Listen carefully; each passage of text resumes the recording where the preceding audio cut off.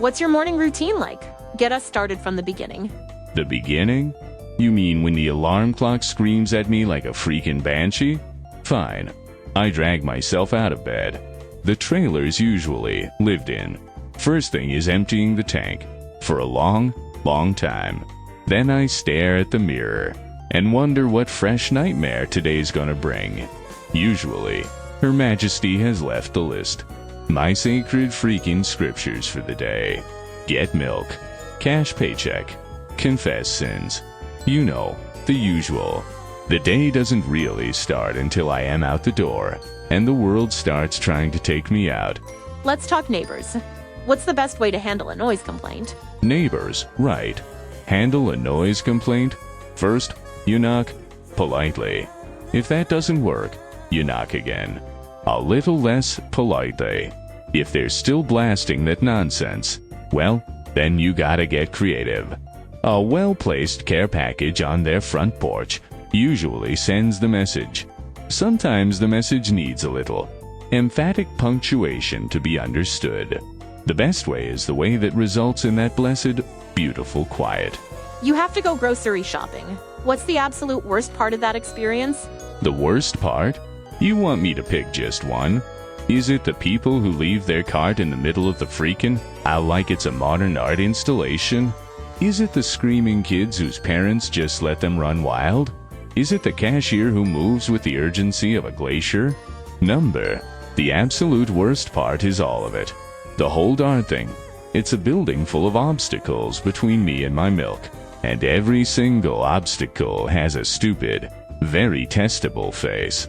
How do you feel about telemarketers and people who knock on your door uninvited? They're testing the universe. That's what they're doing.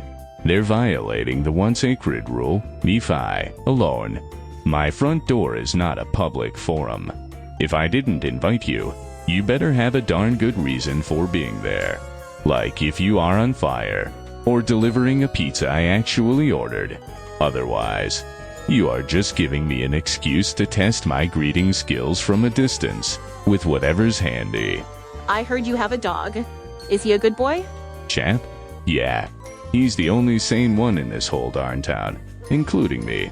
He doesn't ask for much. Barks at the things that deserve. Marks his territory on what he wants. He gets it. He's a good boy. Probably the only one.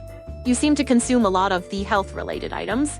What's your wellness regimen? Wellness regimen? You make it sound so fancy. Look, this town puts you through a lot. Sometimes you need a little something to take the edge off. Helps you focus. Clears the sinuses. Let's just say my wellness involves some rapid, deep breathing exercises with a special kind of herbal blend. It keeps me healthy enough to survive another freaking day in paradise. Now, if you'll excuse me, my wellness is calling. What does the word regret actually mean to you? Regret? It's a waste of time. It's the luxury of looking back. I don't have that luxury. I am too busy dealing with the next joker in a weird outfit or the next line at the bank that's moving backwards. Regret is what happens when you had a choice. Most days, I don't. The world makes the first move. I just finish the game. The only thing I regret is usually not bringing more backup. Let's get deep. Do you believe in concepts like good and evil? Good and evil. Look, I am not a philosopher. I am just a guy trying to get his errands done. For me, it's simpler. T here is leaving me the heck alone and not leaving me the heck alone. One of those is good. The other one is what most people in this town choose to be. If that makes them evil, then sure. This place is lousy with it. What's your personal definition of a good day? A good day is a day where the list gets shorter, and the casualty list doesn't get longer. It's a day where I can walk into a store, buy what I need, and walk out without the place catching on fire, being overrun by a crew of fanatics, or having a marching band materialize out of thin air to block the exit. A good day is a day that's quiet, boring, even. I'd give anything for a boring day.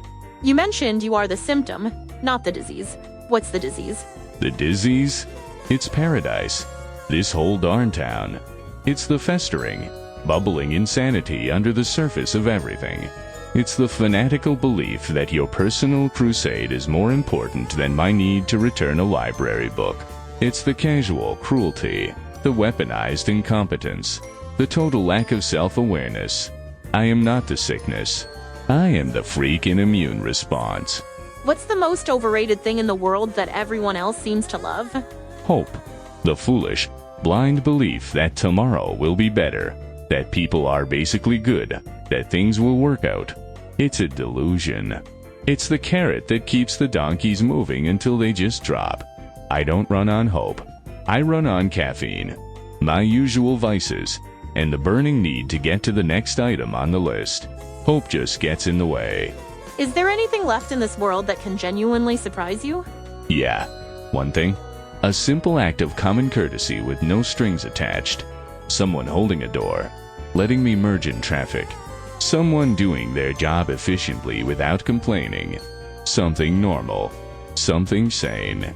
I've seen some seriously mess accidents. I've seen some creative and disturbing uses for household pets. The only thing that would truly shock me now is a moment of peace. You use a shovel for gardening, right? What makes it such a versatile tool? Yeah, gardening. You could call it that. It's good for pruning the weeds in this town. It's got good reach. A nice, solid weight to it. Doesn't need reloading. And nobody really expects it. They see a guy with a shovel. They think he's gonna dig a ditch. They're half right. Let's talk about cats again. Are they just for muffling loud and sudden noises? Look, sometimes a situation requires a certain discretion. And in this town, you use the tools available to you. Let's just say a cat is a multi-purpose problem solver. It's got 9 lives. Might as well put a few of them to good use. Someone's blocking your path and won't move? What's the most efficient way to handle that? Efficiency is key. You start with a polite "excuse me." When that fails, you try a less polite shove. If the obstacle persists in being an obstacle, well, that's what the gardening tool is for.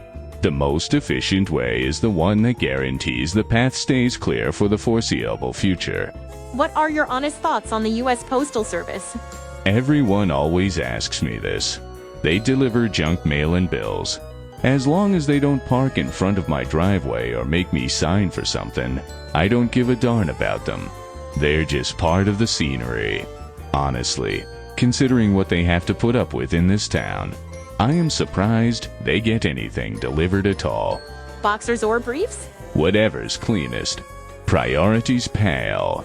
When you spend your day wading through chaos, the structural integrity of your underwear is pretty low on the list of concerns.